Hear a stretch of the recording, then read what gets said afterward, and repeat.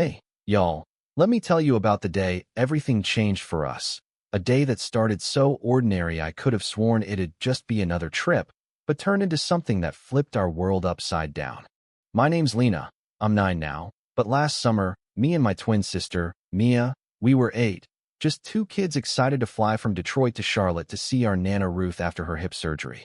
Our dad, James Carter, he's a high school English teacher, the kind of guy who's always got a book in his hand, and is saying like, preparation beats panic every time, which he'd drill into us like it was gospel. That morning, our house smelled like his famous blueberry pancakes, and Mia was upstairs, tearing through her closet, tossing shirts like a tornado, whining she had nothing cute enough for Nana's fancy condo. Me? I'd packed my bag days ago, already nose-deep in a book about NASA's women engineers. Yeah, I'm that kid. Dad called up, girls, breakfast in 5, wheels up in 30. And we groaned, but we knew he meant business. Fast forward, we're at Detroit Metro Airport, Dad in his pressed polo, and that old watch Mom gave him before she passed cancer, for years ago, still feels like yesterday.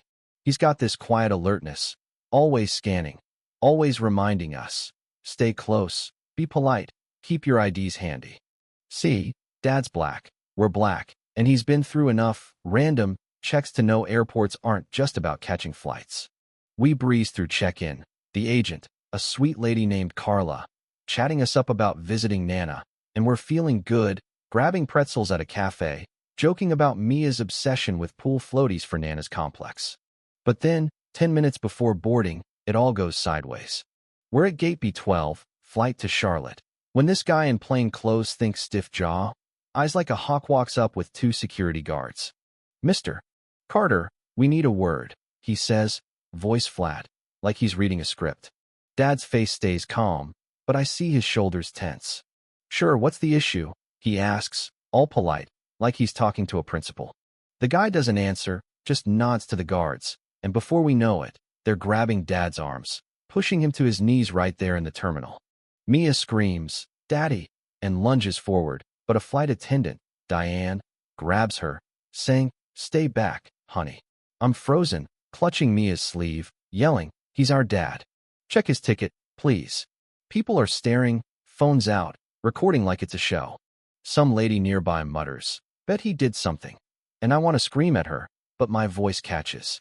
Dad's looking back at us, trying to smile, saying, it's okay, girls, stay together. But his eyes theory's scared, and I've never seen Dad scared. They haul him off, and Diane takes us to this tiny office with posters about lost luggage and employee awards. Mia's sobbing, hugging her stuffed bunny, Mr. Flops, and I'm trying to be brave, asking Diane, where's our dad? Why'd they take him? She's all soft-voiced, saying, it's just a security mix-up, sweetie, but I'm not buying it. A TSA officer, MS. Thompson, comes in, kneels down, and says, there's a watch list issue, but we're sorting it. I'm like, what issue? His ID's got his picture. Mia chimes in. He's a teacher, not a criminal. MS. Thompson looks uncomfortable, says they've called Nana Ruth, but we can't board without Dad, and my stomach drops. Nana needs us, and we're stuck. Then, maybe 20 minutes later, the door opens, and Dad's there, rushing in, dropping to hug us so tight I can barely breathe. You okay? Nobody hurt you? He asks, voice shaky. Turns out, some James D. Carter from Cleveland got flagged on a no-fly list, and Dad's middle initial David got him caught in the net. Simple mistake, MS. Thompson says, but Dad's jaw is tight. A mistake that left my girls alone. He snaps, calm but sharp, like a knife wrapped in velvet. Imagine your kids watching you get dragged off. She mumbles an apology, and Diane checks the system. Miracle of miracles, we can still make the flight. We hustle to the gate, people staring, some whispering, others giving Dad these little nods, like they get it. On the plane, Mia's glued to the window, but I catch Dad's reflection shaken, staring at nothing, and I grab his hand. We're okay, Dad. I whisper, and he squeezes back, smiling. Yeah, Professor L, we are. In Charlotte, Nana Ruth's waiting, all 5 feet of her looking like she's ready to storm the TSA herself. She hugs us, checks us over like we're fragile, and glares at Dad. You look like you aged 10 years, James. At her condo, while Mia's plotting pool time, I'm thinking about what happened. That night, I tell Dad, I want to write about this, like a real story, for other kids. He's surprised but says, that's brave, Lena. Mia jumps in. I'll draw pictures. Nana, sharp as ever, pulls out old family journals, great-grandpa Leroy's stories from the 1940s, about facing his own battles moving north. Words matter, she says. They carry our truth across time.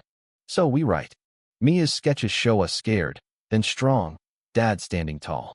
We post it on Dad's blog, and it blows up shares, comments, even an email from a publisher, Sarah Klein, wanting to make it a kid's book. We're floored. On video calls, Sarah's all, your voice, Lena, it's real, it's raw, kids need that. We work hard, me writing, Mia drawing, Dad and Nana editing, tying our story to great-grandpa's. Some online comments sting, people saying we're playing the race card, but most are parents, teachers, kids, saying they've been there, felt that fear. It's messy, but it fuels us. A year later, we're at a bookstore in Detroit, launching 10 minutes to take off. The crowd's clapping, Nana's beaming, and Mia and I read from our book, my words, her art, telling kids it's okay to be scared but stronger to speak up. The final page shows us writing together, a rainbow above us saying, our family's unbreakable. As I sign books, I think about that airport, how it woke me up to a world that's not always fair but also to my own voice. Dad says change is like water on stone, slow but unstoppable. Maybe our book's just a drop, but it's ours. So what do y'all think? Have you ever faced a moment that made you see the world differently? Or had to stand up when it wasn't fair? Drop it in the comments. Share your story. I am reading everyone. And if this hit home, give it a like, share it. Let's keep this conversation going.